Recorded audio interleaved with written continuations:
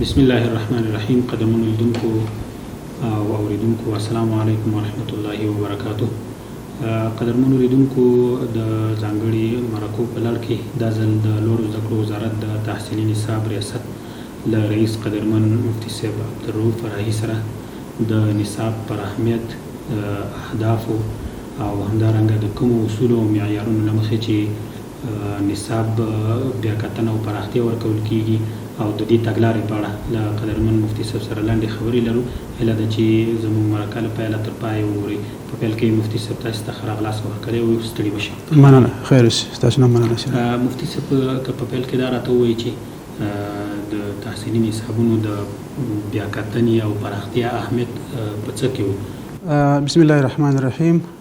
الحمد لله وکفا وسلام علی عباده الذین اصطفى. اما بعد، بلا شکه د یو هیواد یا یو ټولنې ټولې مهمې مادي او معنوي برخې، هغه که د هغه ټولنې معتقدات دي، که د هغه ټولنې اخلاقي معیارونه دي، که د هغه ټولنې فرهنګي ارزښتونه دي، هغه که د هغه هیواد او ټولنې سیاسي او اقتصادي پیاوړتیا ده، نظامي ځواک دی، حتی د هغه هیواد طبیعي زیرمې او د معادنو مسلکي استخراج او په ټول کې په یو هیواد کې سالمه ټولنه رامنځته کول، په مجموع کې دا ټول د هغه هیواد په تعلیمي او تحصیلي نظام پورې تړاو لري. کله چې موږ د یو هیواد تعلیمي او تحصیلي نظام باندې غږیږو، معلومه خبره ده چې هلته څو عمده عناصر لري. په تعلیمي او تحصیلي نظام کې متعلم او محصل دی، استاد دی، چاپیریال دی او تحصیلي او تعلیمي نصابونه دي. خو په دې ټولو عناصرو کې هغه اساسي او بنسټیز عنصر چې دی هغه تحصیلي او تعلیمي نصاب دی. ځکه دا نصاب دی چې هغه متعلم او محصل ته یو لارښود دی، یو د تلو یو لاره ده و اهدافو ته د رسیدو یو زینه ده، چې هم محصل او هم استاد او هم هغه ماحول او چاپیریال ټولو ته یو جهت ورکوي. کله چې یو نصاب معیاري وي، کله چې یو نصاب د هغې ټولنې ټول هغه فلسفي او اعتقادي بنسټونه او اساسات په نظر کې نیول سوي وي، د هغه ټولنې ارزښتونه او فرهنګ په نظر کې نیول سوی وي، نو دا نصاب و دې ټولو برخو ته یو جهت ورکوي. نو موږ ویلی سو چې د تعلیمي او تحصیلي نصاب اهمیت په دې کې دی چې هغه د یو هیواد د ټول هغه تعلیمي او تحصیلي نظام هغه مرکزي محور دی. ډېره مننه. قدرمن مفتي صاحب، د تحصیلي نصاب د بیا کتنې او پراختیا د اهدافو په اړه که راته وغږېږي چې هدفونه څه دي؟ د تحصیلي نصابونو د بیا کتنې او پراختیا اهداف، عمده اهداف یې موږ څو هدفونه تعقیبوو. البته موږ چې کله په نصابو باندې کار کوو، د نصابو هغه د بیا کتنې او پراختیا دوه ډوله یعنې تګلارې لرو او دوه ډوله کار باندې کوو. یو خاص نصاب چې هغه د یو خاص پوهنتون د یو خاصې څانګې لپاره وي. په هغه کې هدف دا وي چې دا نصاب معیاري سي، ولو که هغه د یو پوهنتون لپاره وي، خو هغه نصاب معیاري وي، جامع وي، متوازن وي، د خپل هیواد هغه دیني ارزښتونه، ملي ارزښتونه او نړیوال منل شوي معیارونه دا په نظر کې نیول شوي وي، چې دغه نصاب یا وکولی سي چې هغه د دې ټولنې هغه اړتیاوې او کوم څوک چې د نصاب څخه فارغېږي هغه و دې ټولنې ته وړاندې کوي، هغه دومره توانایي او ظرفیت ولري چې دغه ټولنې کومې اړتیاوې چې دي په هغه کې دی وتوانېږي چې کار وکړي. البته دا هغه ډول نصابونه چې د یو پوهنتون لپاره او په هغه پوهنتون کې د یو خاص ډپارټمنټ لپاره موږ کار باندې کوو، یا بله طریقه چې هغه موږ تعلیمي تحصیلي نصابونو باندې کار کوو، هغه د کلسترونو له لارې وي، په اجتماعي ډول باندې، په اجتماعي بڼه باندې. یعنې داسې یو نصاب جوړوو چې هغه د ټولو پوهنتونو لپاره یو واحد نصاب وي، چې په هغه کې عمده اهداف دوه وي. یو دا دی چې دا نصابونه معیاري سي، په دې نصابونو کې نوښت راشي. نصابونه د ټولنې هغه اړتیاو ته په کتو سره مفردات، مضامین، هغه ټول هغه څه چې باید په یو ټولنه کې جواب کړلی شي هغه په دې نصاب کې ځای پر ځای کېږي. نو یو هدف دا دی چې دا نصاب تجدید شي او معیاري شي او د مفرداتو په لحاظ د مضامینو په لحاظ دا غني شي. بل هدف یې دا دی چې توحید د نصابو راشي. کله چې موږ د ملي نصاب خبره کوو چې داسې یو نصاب موږ جوړوو، مثلا د طب معالجوي نصاب که راواخلو، موږ غواړو چې داسې یو نصاب باندې کار وکړو چې هغه د ټول افغانستان په ټولو پوهنتونونو کې یو قسم تطبیق شي او په ټولو کې همدغه یو نصاب وي. نو دا هغه وخت ممکنه وي چې د کلسترونو له لارې او د ملي برنامې له لارې دا توحید شي او یو واحد نصاب جوړ شي. نو په عموم کې موږ ویلی شو چې عمده دوه اهداف موږ لرو. یو دا چې نصابونه تجدید شي، نوښت پکې راشي، او بل دا چې نصابونه توحید شي. نو دغه هغه عمده اهداف دي. قدرمن مفتي صاحب، د لوړو زده کړو وزارت د تحصیلي نصاب ریاست د کومو معیارونو همدارنګه اصول له مخې نصابونو بیاکتنه او پراختیا کوي؟ که دغه هم لږ راسره شریک کړئ. په مجموع کې موږ درې عمده ټکي په نظر کې نیسو کله چې په نصابو باندې کار کیږي. یو دا دی چې نصاب کله جوړیږي تر ټولو مخکې موږ دیني ارزښتونه په نظر کې نیسو. افغاني ټولنه یو اسلامي ټولنه ده.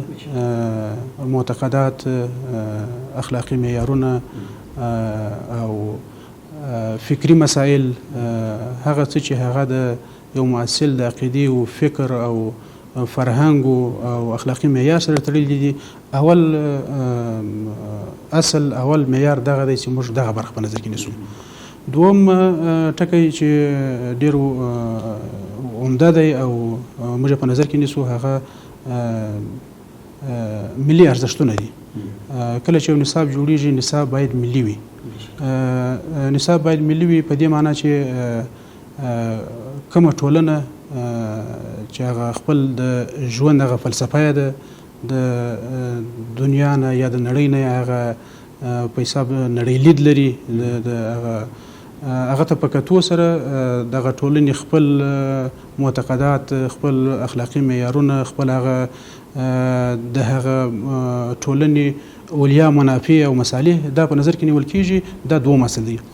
او دریم اصل دا دی چې کله د نصابونو پراختیا او بیاکتنه ترسره کېږي په هغه کې نړیوال هغه منل شوي معیارونه چې هغه باید په نصاب کې وي، ځکه د دغه نصاب نه چې یو محصل فارغېږي هغه باید د دې توانایي ولري چې هغه نن سبا چې کوم پرمختګونه، کوم د ټکنالوژي په برخه کې، په نورو برخو کې هغه کې دی وکولی شي چې مخته ولاړ شي، او یا دی که وغواړي چې دغه خپل تحصیلي جریان او بهیر مخته بوځي، هغه بهر ته ځي. نو دغه اصل د په کتو سره موږ هغه نړیوال معیارونه په نظر کې نیسو. قدرمن مفتي صاحب، که د نصابونو د بیاکتنې او پراختیا دغه اسلوب او تګلارې په اړه هم که لږ زموږ لیدونکو او اوریدونکو ته معلومات ورکوي چې په دې اړه معلومات لیدونکي او اوریدونکي ترلاسه کړي.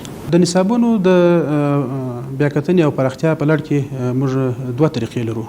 یو دا دی چې د یو خاص پوهنتون د یو خاص ډپارټمنټ لپاره یو نصاب منظوریږي، پر هغه باندې کار کیږي چې هغه یوازې په دا یوه پوهنتون کې قابل تطبیق وي.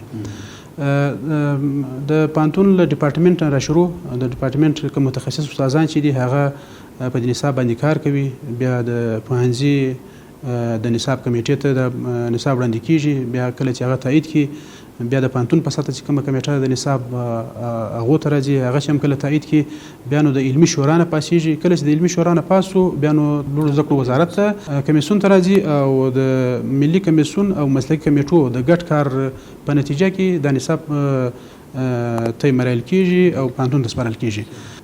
دومه طریقه د نصابو د بیاکتنې او پراختیا هغه د ملي پروګرام له لارې ده. هغه په داسې ډول وي چې کله پر یو ډپارټمنټ یا په یو نصاب په یو څانګه باندې کار کیږي، نو د افغانستان ټول پوهنتونونه، البته هغه پوهنتونونه چې همدا ډپارټمنټ یا همدا څانګه هلته موجوده وي، مثلا که موږ په معالجوي طب باندې کار کوو نو د افغانستان څومره پوهنتونونه دي په دې ټولو کې چې د طب ډپارټمنټ یا د طب څانګه موجوده وي، د دې ټولو هغه نمایندګان راغواړو. د یو کلستر په شکل د یو اجتماعي کار په شکل د لوړو زده کړو وزارت په تالار کې دلته زمینه سازي ورته کیږي. البته مخکې تر دې چې استادان راوغوښتل سي دوی ته خبر ورکول کیږي چې تاسې د همدغه څانګې په اړه د همدې ډپارټمنټ د نصاب په اړه تاسې خپل ټول هغه مواد البته د هر پوهنتون ته جلا ویل کیږي چې تاسې څومره تدریسي مواد لري، ریفرنسونه لري، مفرداتو وي، مضامین وي، دا ټول ځان سره راوړئ.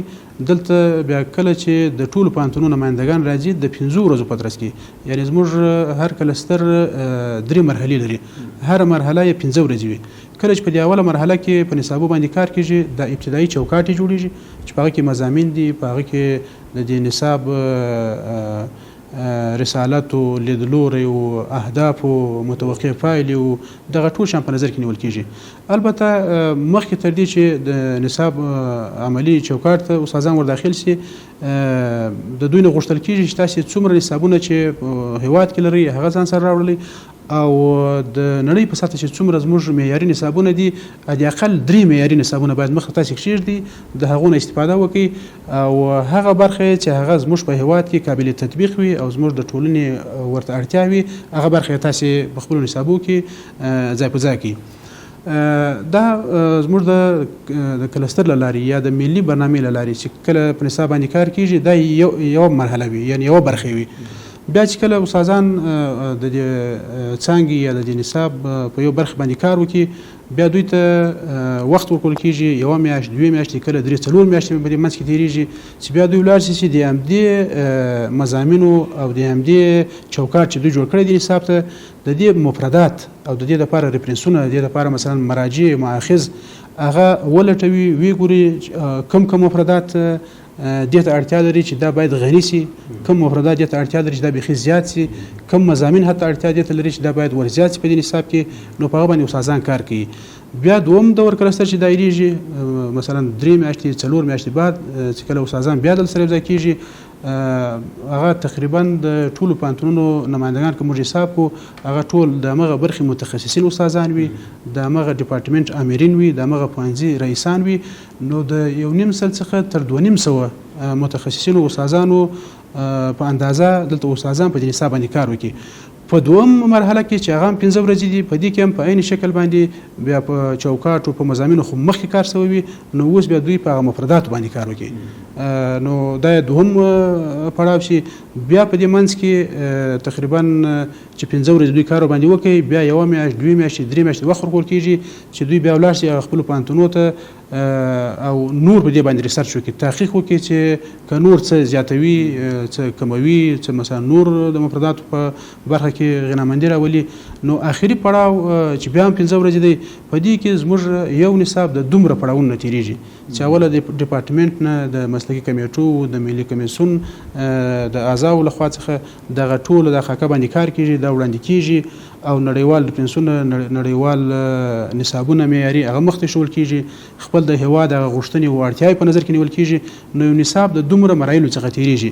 مثلا که موږ یو مثال ورکو دغه یو نصاب چې ودغه حد ته رسیږي معلومه خبره ده چې د نصابونه د هر پوهنتون خپل ځان ته یو ځانګړی نصاب وي.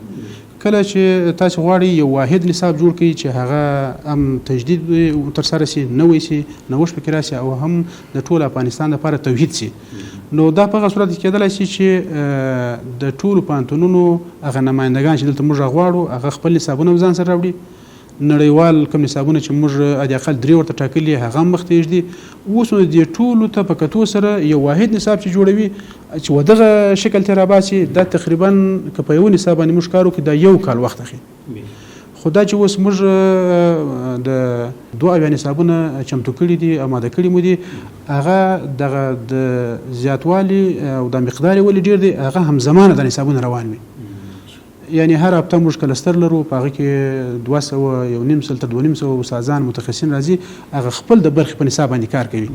نو چونکې دغه نصابونه هم زمان روان وي نو تعداد یې لږ ډېر سي. که یو نصاب موږ راواخلو حساب ورته وکړو چې هم د تجدید سي نوی دي سي او هم د توحید سي د ټول افغانستان د پوهنتونونو لپاره دا یو نصاب یوازې پر یو کال وخت غواړي. نو دا د نصابونو هغه د تګلارو او د کومه ځای شروع کیږي او په کومه باندې ختمېږي. ډېره مننه قدرمن مفتي صاحب چې د تحصیلي نصاب پر اهمیت، اهدافو معیارونو او همدارنګه تګلارې په اړه د معلومات زموږ لیدونکو او اورېدونکو ته ورکړو. مننه له تاسو نه مننه چې تاسو راغلئ او د فرصت هم شته چمتو کوئ چې موږ هم د خپل د نصابو په اړه معلومات وړاندې کړو. قدرمنو لیدونکو او اورېدونکو ځانګړې مرکه کې مو دا ځل د تحصیلي نصاب پر اهمیت، اهدافو، معیارونو او همدارنګه تګلارو په اړه د لوړو زده کړو وزارت د تحصیلي نصاب له رئیس قدرمن مفتي صاحب عبدالرؤف فرعي سره مرکه لرو. ده هیله ده چې دا مرکه تاسې خوښه کړې وي. تر بلې بیا د خدای په امان.